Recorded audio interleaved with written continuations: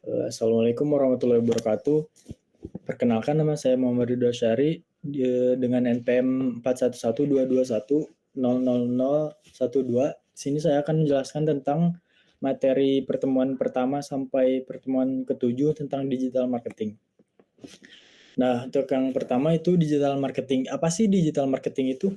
Digital marketing itu disebut juga dengan pemasaran online, internet marketing, atau e-marketing. Nah, ini merupakan segala bentuk usaha atau yang dilakukan untuk memasarkan produk kita melalui internet atau jaringan www atau World Wide Web. Lalu di sini akan membahas juga tentang ruang lingkup. Nah, saya di sini mention 3 ya, ada media yang digunakan, kelebihan dan kekurangan. Nah, ruang lingkupnya media yang digunakan itu apa aja sih? Yang pertama ada website, terus ada sosial media, Instagram, TikTok, Twitter, atau Meta atau Facebook dan lain-lain. Dan juga bisa juga memakai email marketing dan e-commerce. Lalu ada kelebihan. Nah, di sini kelebihannya itu apa? Segmentasi pasarnya yang lebih luas, terus biaya relatif yang terjangkau dan murah. Lalu bisa juga kita mengukur hasil marketing kita dengan tepat. Lalu untuk kekurangannya itu ada beberapa. Yang pertama ada persaingan yang ketat, lalu biaya yang tak terduga, dan juga ketergantungan pada teknologi. Nah, jenis dan strategi digital marketing untuk materi kedua. Yang pertama itu ada jenis digital marketing, ada push and pull. Nah, push ini lebih menekankan kepada promosi tanpa persetujuan konsumen. Jadi kita langsung mempromosikan produk kita saja. Lalu untuk pull ini lebih ke bagaimana konsumen bisa mencari kita sebagai brand untuk memenuhi kebutuhannya. Jadi bukan kita yang mencari produknya, tapi konsumen atau orang-orang yang mencari kita. Nah, di sini ada beberapa strategi digital marketing. Yang pertama ada inbound marketing. Ini fokusnya pada bagaimana brand bisa ditemukan oleh konsumen. Seperti tadi, berarti ini termasuknya ke jenis digital marketing yang pull. Karena orang-orang yang mencari kita bukan kita yang mencari orang untuk memasarkan produk kita. Lalu ada raise, di sini ada reach, act, convert, and engage. Di sini fungsinya itu mencapai audiens untuk membuat mereka bertindak, mengonversi mereka menjadi pelanggan, dan juga terlibat dalam mempertahankan hubungan jangka panjangnya, seperti untuk relationship customer dengan suatu produk atau brandnya. Lalu selanjutnya ada paid media. Nah, di sini tuh paid media itu maksudnya untuk menjangkau konsumen yang lebih luas dan instan, karena kita hanya menggunakan jasa iklan dari berbagai platform, tinggal kita menggunakannya saja. Lalu kita tunggu untuk orang-orang bisa melihat produk yang kita promosikan. Dan kita membayarnya berdasarkan klik. Nanti dibahas ada jenis pay per click itu iklannya di slide selanjutnya.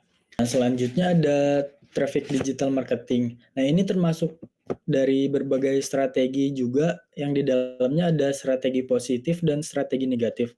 Strategi positif itu apa sih? Strategi positif itu lebih menekankan kepada pengoptimalan untuk peningkatan traffic digital marketingnya.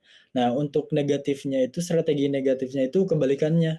Jadi, sesuatu hal tindakan kita yang bisa menurunkan traffic digital marketing kita atau promosi kita.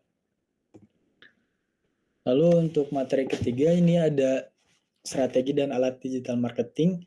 Nah, seperti yang tadi dibilang dalam paid media di materi sebelumnya, ada strategi pay per click.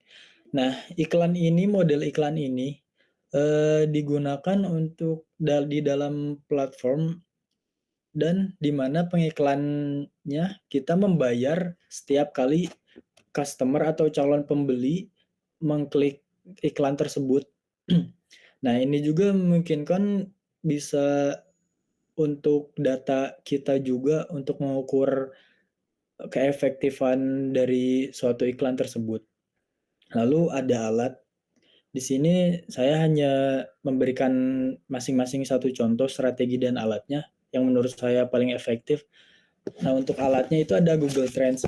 Google Trends ini memungkinkan pengguna untuk melihat tren pencarian yang sedang populer saat ini atau yang sedang tren, dan juga membantu dalam merencanakan pemasaran berdasarkan minat pengguna yang sedang hype atau sedang banyak dicari. Jadi di Google Trends itu kita bisa mencari data-data orang-orang tuh sekarang lagi, misalnya lagi mencari apa sih, misalkan lagi mencari suatu produk fashion atau apa, itu bisa di Google Trends. Nah, untuk selanjutnya, materi keempat membahas tentang segmentasi, diferensiasi, dan positioning. Segmentasi itu mengidentifikasi dan mengumpulkan segmen pasar yang memiliki karakteristik. Contohnya, misalkan kita mau menentukan market target pasar kita, segmentasinya siapa aja. Misalkan kalau misalkan kita mempunyai brand fashion hijab, itu segmentasi pasarnya misalkan perempuan yang berusia 14 tahun sampai 35 tahun, lalu mahasiswa atau pelajar. Nah, seperti itu contohnya. Nah, untuk diferensiasi ini proses mengidentifikasi kemampuan atau keunggulan yang unik dari produk atau perusahaan. Nah, diferensiasi ini lebih mirip ke atau mungkin sama dengan value proposition suatu produk yang sering dibahas di bisnis model Canvas. Ini kita mengidentifikasi kemampuan kita sejauh mana tentang produk atau jasa yang akan kita pasarkan atau promosikan. Nah, yang ketiga ada positioning. Di sini positioning itu menentukan bagaimana produk atau perusahaan akan diterangkan kepada pasar. Maksudnya mau kita mau memakai cara apa untuk memasarkan produk kita atau jasa kita. Misalkan memakai jasa iklan pay per click tadi, paid media, atau kita membuat konten-konten promosi di Instagram, TikTok, Twitter, atau yang lainnya. Seperti itu. Nah, untuk materi yang kelima ini ada strategi bauran pemasaran 1. Yang pertama itu ada optimisasi mesin pencari SEO atau Search Engine Optimization. Itu untuk meningkatkan peringkat situs web perusahaan di hasil mesin pencarian dengan mengoptimalkan konten, struktur situs, dan penggunaan kata kunci yang relevan. Jadi sebisa mungkin kita mengoptimalkan SEO ini agar orang-orang ketika mencari dalam search engine itu, platform search engine itu, kita bisa muncul di paling atas. Nah, yang kedua ada iklan online. Hampir sama seperti tadi, kita melakukan kampanye atau promosi berbayar menggunakan platform periklanan online seperti Meta Ads, IG Ads, dan lain-lain. Lalu yang ketiga ada pemasaran influencer. Bermitra dengan influencer atau tokoh terkenal di industri tertentu untuk jasa mempromosikan produk yang akan kita jual. Jadi kalau untuk zaman sekarang seperti kita mengendorse artis-artis agar mereka bisa memasarkan dan merekomendasikan produk yang kita jual.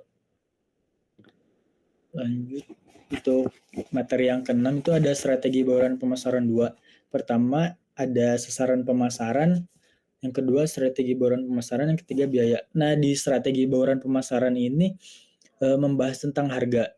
Nah, yang pertama itu sasaran pemasaran. Ini tuh strategi penetapan harga yang dilakukan oleh manajemen mengenai pemosisian pasar. Yang kedua ada strategi bauran pemasaran. Ini keputusan penetapan harga itu dalam strategi bauran pemasaran itu harus dikoordinasikan dengan rencana produk, distribusi, dan promosi. Nah, yang ketiga ada biaya. Di sini perusahaan akan menetapkan harga yang menutup semua biaya yang dikeluarkan untuk memproduksi, mendistribusi, dan menjual produk. Jadi di sini semua biaya-biaya itu dikalkulasi untuk menetapkan harga jual suatu produk. Lanjut, untuk materi ke-7 ada strategi bauran pemasaran 3. Nah, di bagian informasi ini kita mengumpulkan dan mengidentifikasi informasi tentang pelanggan, pesaing, dan lingkungan pemasaran kita. Lalu yang kedua ada promosi. Maksudnya promosi ini kita mengembangkan dan menyebarluaskan produk kita agar bisa terjangkau oleh customer yang lebih luas lagi. Nah, yang ketiga ada kontak. Kontak ini lebih ke kita sebagai yang punya brand atau perusahaan menjaga interaksi dengan customer dengan cara memfollow up tentang evaluasi tentang perusahaan-perusahaan kita atau masukan-masukan dari customer untuk kita.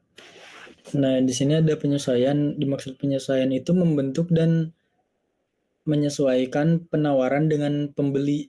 Misalkan tentang pemilihan, perakitan, atau pendistribusian suatu produk. Lalu ada negosiasi. Di sini negosiasi seperti kita dengan customer, negosiasi apa yang ingin dilakukan atau apa yang akan dilakukan agar bisa saling menguntungkan. Lalu ada distribusi fisik. Nah, ini dimaksud distribusi fisik itu mengatur kesinambungan antara produk, antara penyimpanan dan pergerakan produk fisik.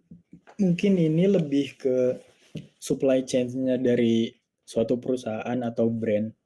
Yang terakhir ada mengambil risiko, yaitu maksudnya kita menanggung semua risiko yang akan terjadi untuk kedepannya.